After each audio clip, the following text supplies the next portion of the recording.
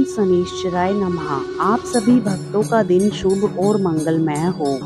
भगवान शनिदेव की कृपा दृष्टि आप सभी पर बनी रहे। आज शनिवार का दिन है और आज शनिवार के दिन शनि देव की पूजा की जाती है। इस दिन शनि देव की पूजा करने से वे प्रसन्न होते हैं और भक्तों के कष्ट दूर करते हैं। जिनकी कुंडली में शनि दोष, शनि की साढ़े साती या ढैया होती है, उनको शनिवार का व्रत करना चाहिए और शनिवार व्रत कथा पढ़नी चाहिए। शनि देव की इस कथा का श्रवण करने से सभी कष्ट दूर हो जाते हैं और शनिदेव की कृपा प्राप्त होती है।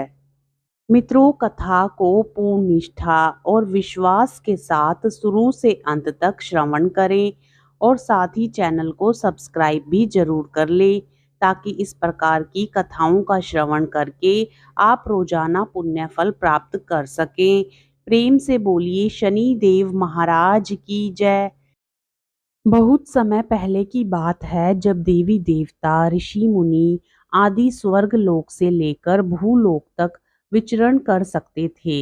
एक बार स्वर्ग लोक में वास कर रहे 9 ग्रहों के बीच विवाद छिड़ गया कि सबसे बड़ा और शक्तिशाली ग्रह कौन है।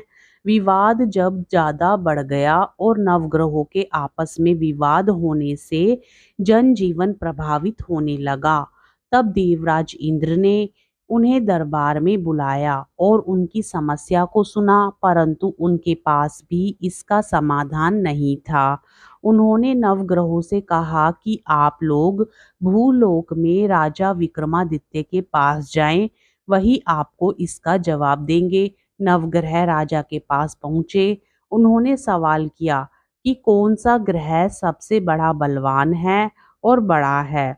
विक्रमादित्य पहले तो थोड़ा घबराए, फिर उन्होंने सोचा कि अगर वह कोई भी जवाब देते हैं तो ये आपस में ही बैर कर बैठेंगे। इसलिए उन्होंने अपनी सूझबूझ से एक उपाय निकाला। उन्होंने प्रत्येक ग्रह के लिए सोने, चांदी और लोहे के सिंहासन बनवाए और कहा कि जिसका जो भी आसन है धारण करें। जिसका सिंहासन सबसे पहले है, सोने का है, वह सबसे बड़ा है। जिसका सबसे पीछे है, वह सबसे छोटा है। अब लोहे का सिंहासन सबसे पीछे था, जो कि शनिदेव के लिए था। लोहे का सिंहासन सबसे पीछे देखकर शनिदेव नाराज हो गए।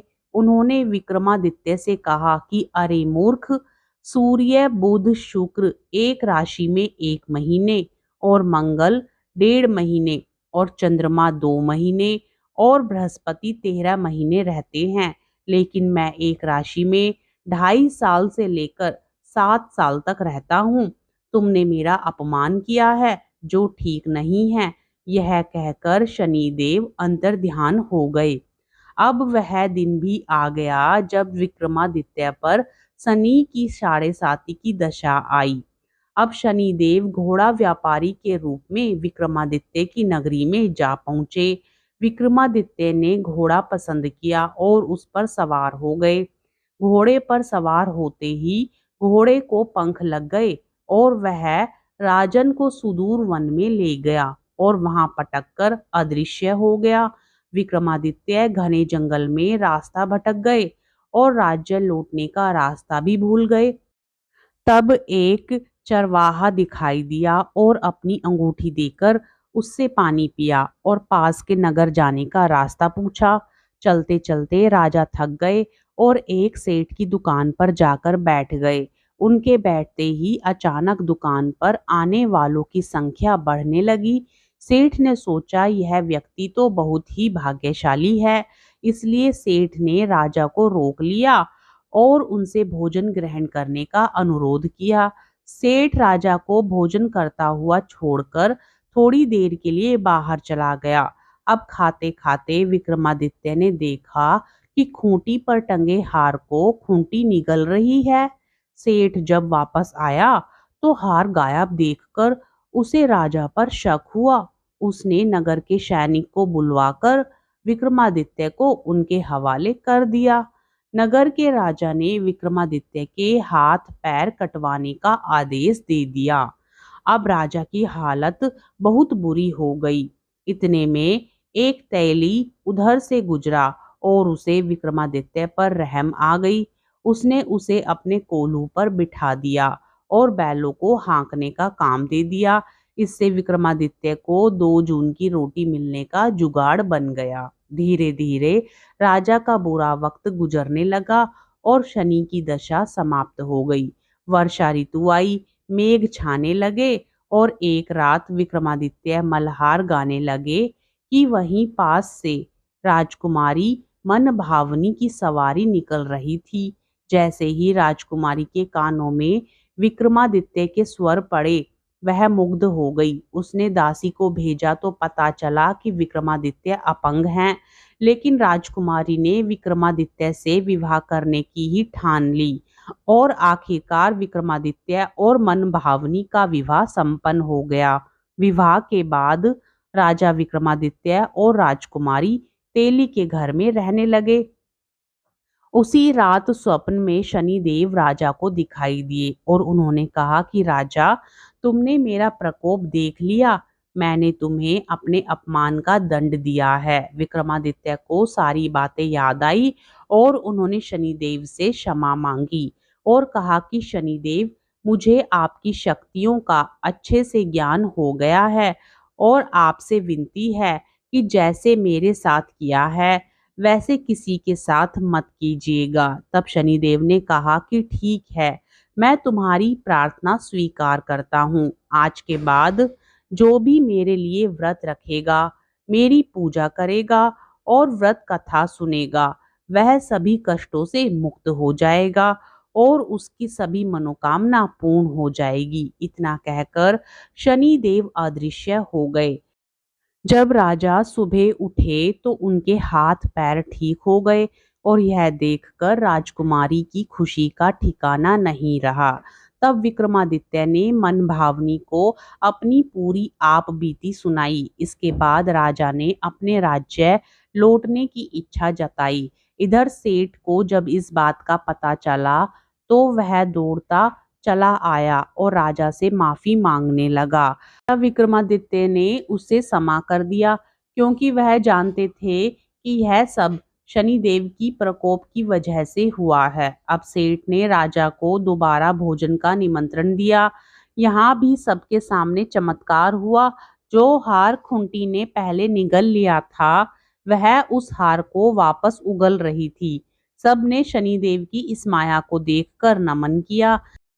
नगर के सेठ ने भी अपनी कन्या का विवाह राजा के साथ कर दिया। अब विक्रमादित्य अपनी 2 पत्नियों के साथ अपने राज्य वापस लौटे तो नगर वासियों ने हर्ष के साथ उनका स्वागत किया। अगले दिन राजा विक्रमादित्य ने नगर में घोषणा करवाई कि शनि देव 9 ग्रहों में से सबसे शक्तिशाली हैं।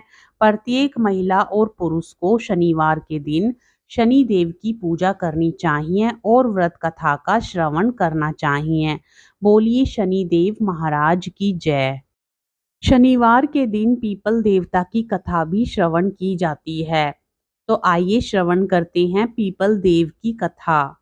एक बुढ़िया थी, उसने अपनी बहू से कहा, तू दूध दही बेच के आ। वह बेचने गई तो रास्ते में औरतें पीपल की पथवारी सींच रही थी। उनको सींचता देखकर बहू ने पूछा कि तुम यह क्या कर रही हो। औरतें बोली कि हम पीपल पथवारी सींच रही हैं, इससे अन्न और धन होता है। 12 वर्ष का बिछड़ा हुआ पति मिल जाता है।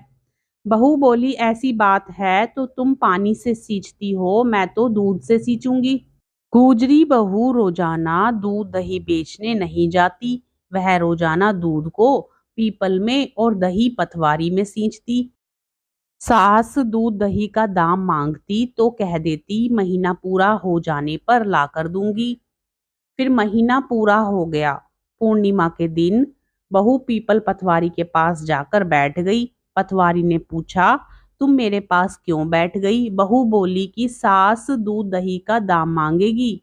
पीपल पथवारी बोली कि मेरे पास क्या दाम रखा है, ये भरा डींडा पान पतूरा इसको ले जा। बहू ने वही ले जाकर कोठरी में रख दिया और डर के मारे कपड़ा ओढ़कर सो गई।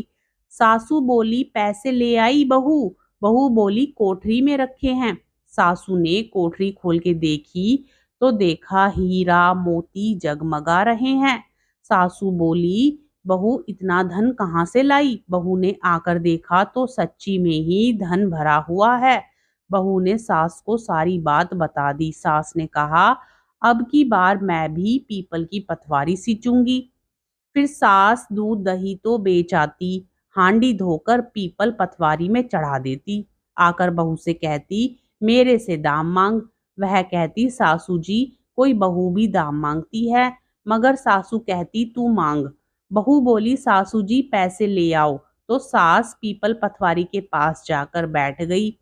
पीपल पतवारी ने सास को पान पतूरा भरा डींडा दिया। उसने ले जाकर कोठरी में रख दिया। बहू ने खोलकर देखा तो उसमें कीड़े मकोड़े बिलबिला रहे हैं। बहू ने कहा, सासू जी यह क्या? सास ने आकर देखा और बोलने लगी, पीपल पतवारी बड़ी दोगली पटपीटन है। इसको तो धन दिया, मुझको कीड़ा मकोड़ा दिया।